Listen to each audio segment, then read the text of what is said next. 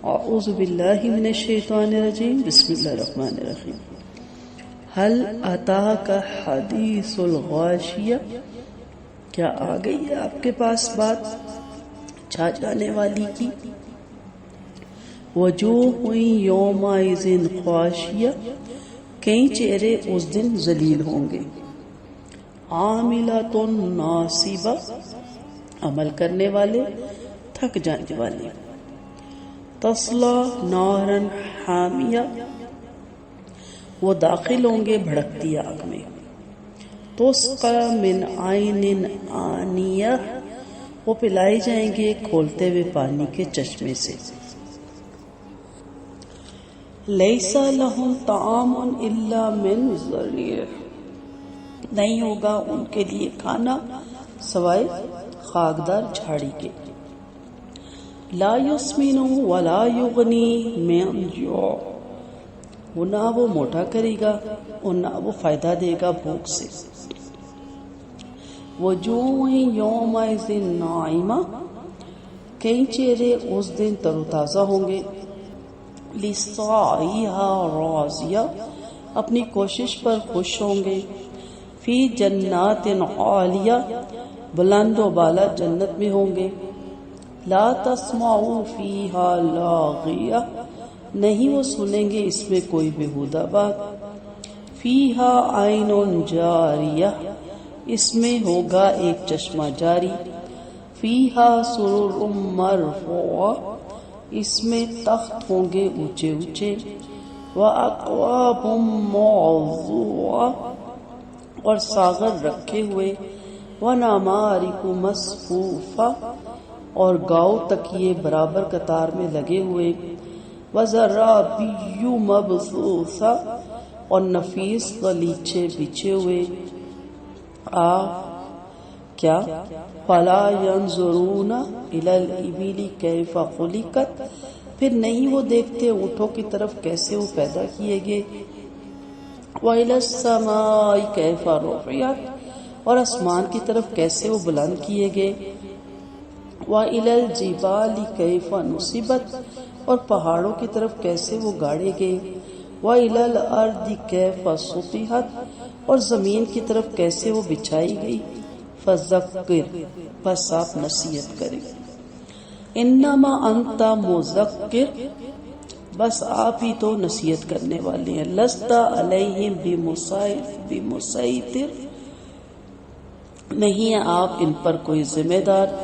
الا من تولی وکفر، مگر جس نے منہ موڑا اور کفر کیا۔ فیعذبہ اللہ العذاب الاکبر، تو عذاب دے گا اسے اللہ عذاب بہت بڑا۔ انا الینا ایابہم، بلا شبہ ہماری طرف ہے ان کا لوٹ کر آنا۔ ثم انا الینا حسابہم، پھر یقیناً ہمارے ہی ذمہ ہے ان کا حساب۔ اس سورت کی پہلی آیت کے لفظ الغاشیہ کو اس کا نام قرار دیا گیا، یعنی وہ سورت جس میں ڈھانپ لینے والی قیامت کا ذکر ہے۔ اس سورت میں قیامت، کافروں کے لیے عذاب اور آخرت میں مومنوں کو ملنے والی نعمتوں کا تذکرہ کیا گیا۔ نیز سورت کے آخر میں اللہ تعالیٰ نے مخلوق کی تخلیق کے متعلق اپنی قدرت کو بیان کیا۔ سورت الغاشیہ مکی ہے، اس میں 26 آیتیں ہیں، 1 رکوع ہے، 93 کلمات ہیں اور 384 حروف ہیں۔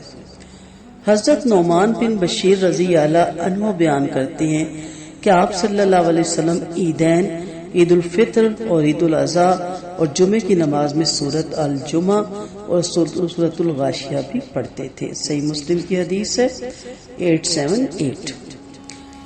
اس میں سب سے پہلے جو کہا گیا غاشیہ، ڈھانپ لینے والی، کیا ہے؟ اللہ تعالیٰ نے نبی کریم صلی اللہ علیہ وسلم کو مخاطب کر کے فرمایا کہ اے نبی، کیا آپ کے پاس ڈھانپ لینے والی کی خبر پہنچی ہے؟ یہاں اللہ تعالیٰ نے قیامت کو ڈھانپ لینے والی کہا، کیونکہ اس کی ہولناکیاں تمام مخلوق کو ڈھانک لیں گی، کوئی چیز اس سے بچ نہیں سکے گی۔ پھر اللہ تعالیٰ نے اس دن کی ہولناکیوں کا ذکر کرتے ہوئے فرمایا کہ اس دن کئی چہرے جھکے ہوئے پست اور ذلیل ہوں گے۔ یہ وہی لوگ ہوں گے جو دنیا میں بہت محنت کرتے رہے، لیکن وہ ساری محنت ضائع ہوگی۔ کیونکہ وہ محنت حق کی خاطر نہ تھی، یا یہ لوگ حق پر تو تھے لیکن انہوں نے حق کو بگاڑ دیا تھا، دین کے اندر بدعات کو رواج دے دیا تھا، سنت پر عمل کرنے کے بجائے بدعات اور گمراہی پر عمل پیرا تھے اور خود کو حق پرست گردانتے تھے۔ ایسے لوگوں کو پینے کے لیے سخت کھولتا ہوا پانی دیا جائے گا جس کی گرمی انتہا کو پہنچے گی، اور کھانے میں ایسے کانٹے دار درخت دیے جائیں گے جسے کوئی جانور بھی کھانا پسند نہیں کرتا، یعنی یہ درخت بھی تھور کی طرح نہایت تلخ، بدمزہ اور ناپاک ترین ہوں گے، جو نہ بدن کا حصہ بنیں گے اور نہ بھوک ہی مٹائیں گے۔ اس دن کچھ چہرے تر و تازہ ہوں گے۔ گناہگاروں اور ان کو ملنے والے عذابوں کا ذکر کرنے کے بعد اللہ تعالیٰ نے نیک اور کامیاب لوگوں کا ذکر کرتے ہوئے فرمایا کہ اس دن کئی چہرے تر و تازہ ہوں گے جو جہنمیوں کے برعکس نہایت آسودہ حال اور ہر قسم کی آسائشوں سے بہرہور ہوں گے۔ دنیا میں جو عمل کر کے آئے ہوں گے آخرت میں اس کے بہترین نتائج دے کر خوش ہو جائیں گے، اور قدر و منزلت والی بلندی پر واقع باغوں میں ہوں گے اور بلاخانوں میں امن اور سلامتی سے رہیں گے۔ اللہ تعالیٰ ہم سب کو ان لوگوں میں شامل فرمائے، آمین۔ وہاں کسی قسم کی کوئی لغو اور بیہودہ بات نہیں سنیں گے، کیونکہ جنتی حکمت اور دانش مندی کے سوا کوئی بات نہیں کریں گے اور اللہ تعالیٰ کی عطا کردہ نعمتوں پر اس کے شکر گزار ہوں گے۔ اس جنت میں چشمے بہہ رہے ہوں گے جو ہمیشہ جاری اور ساری رہیں گے اور کبھی خشک نہیں ہوں گے۔ اس میں اونچے اونچے تخت ہوں گے، کھانے پینے کے لیے صف بہ صف پیالے دھرے ہوں گے۔ انتظار و طلب کی ضرورت اور تکلیف نہیں ہوگی۔ آرام کے لیے گاؤں تکیے لگے ہوں گے اور عمدہ قالین بچھے ہوں گے جو بیک وقت زینت اور راحت کا سبب ہوں گے۔ اہل جنت جہاں آرام کرنا چاہیں کر سکیں گے۔ پھر اس صورت میں کائنات پر غور و فکر کی دعوت دی گئی۔ اللہ تعالیٰ نے اپنے بندوں کو حکم دیا کہ اس کی مخلوق پر غور و فکر کے ساتھ ساتھ نظریں ڈالیں اور دیکھیں کہ اس کی بے انتہا قدرت ان میں سے ہر چیز سے کس طرح ظاہر ہوتی ہے۔ سب سے پہلے اونٹ کا ذکر کیا گیا کیونکہ عرب میں اونٹ عام تھے اور عربوں کی عام سواری یہی تھی، اس لیے اللہ تعالیٰ نے اس کا ذکر کر کے فرمایا کہ اس کی پیدائش پر غور کرو۔ اللہ تعالیٰ نے اسے کتنا بڑا وجود عطا کیا اور کتنی قوت اور طاقت اس کے اندر رکھی ہے، اس کے باوجود وہ تمہارے فرما بردار متی ہیں۔ تم اس پر جتنا چاہو بوجھ ڈالا دو، وہ انکار نہیں کریں گے، تمہارا تخت رہے گا، نیز اس کا گوشت تمہارے ماتحت رہیں گے، نیز اس کا گوشت تمہاری کھانے کے، دودھ تمہارے پینے کے، اس کی اون گرمی حاصل کرنے کے کام آتی ہے۔ اس کے بعد آسمان کا ذکر کیا کہ دیکھو کس قدر بلندی پر واقع ہے، 500 سال کی مسافت پر پھر بھی وہ ستون کے بغیر کھڑا ہے۔ اس کی فضا میں سانس لینے کے لیے ہوا بھری ہوئی ہے۔ اس کے بعد دن بارش لے کر آتے، اس کا سورج دن کو گرمی اور روشنی فراہم کرتا ہے، اس کے چاند اور ستارے رات کو چمکتے۔ اس کے بعد پہاڑوں کا ذکر کیا کہ دیکھو اللہ تعالیٰ نے انہیں کس طرح زمین میں میخوں کی طرح گاڑ دیا تاکہ زمین حرکت نہ کرے، نیز ان میں جو معدنیات اور دیگر منافع ہے وہ اس کے علاوہ۔ اس کے بعد زمین کا ذکر کر کے فرمایا کہ اس پر غور کرو کہ اللہ تعالیٰ نے کس طرح اس سے ہموار کر کے انسان کے رہنے کے قابل بنایا۔ انسان اس پر چلتا پھرتا، کاروبار کرتا اور اونچی اونچی عمارتیں تعمیر کرتا ہے۔ کیا یہ سب کچھ کسی قادر مطلق کی کاریگری کے بغیر ہو کیا؟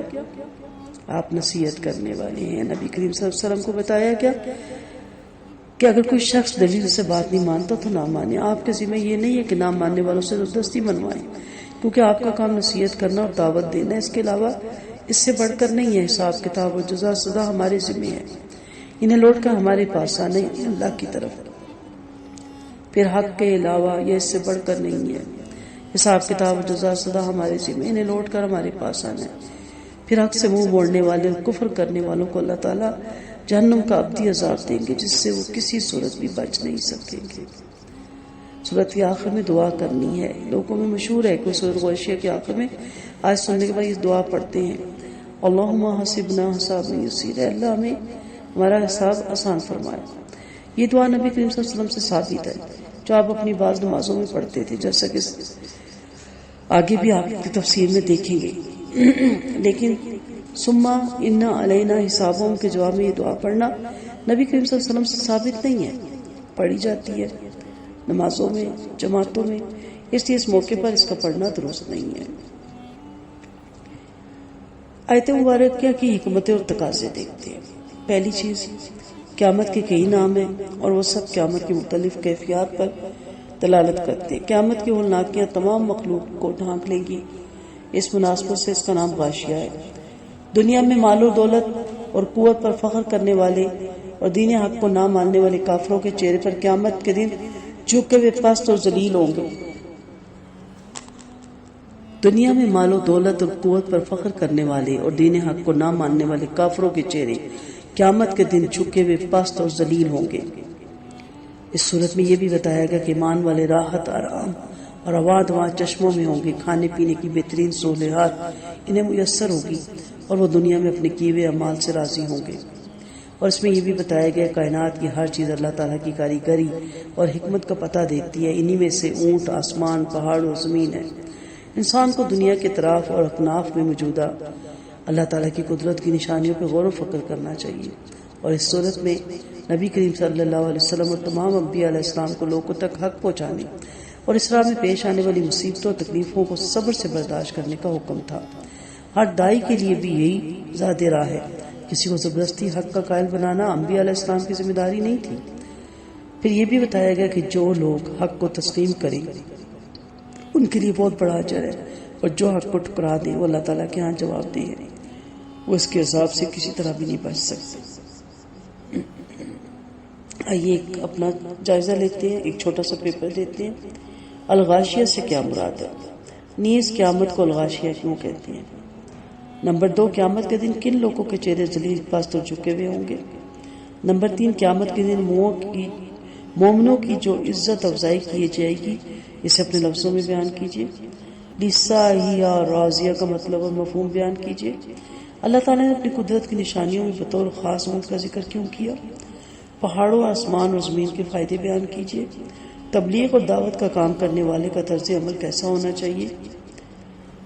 اس کا مقصد یہ ہے کہ ایک دفعہ پھر دوبارہ اس لیکچر کو آپ غور سے سنیں اور آپ کے ذہن میں ہمیشہ کے لیے محفوظ ہو جائے۔ وآخر دعوانا ان الحمد للہ رب العالمین۔ سبحانک اللہم وبحمدک، نشہد ان لا الہ الا انت، نستغفرک ونتوب الیک۔ السلام علیکم ورحمۃ اللہ وبرکاتہ۔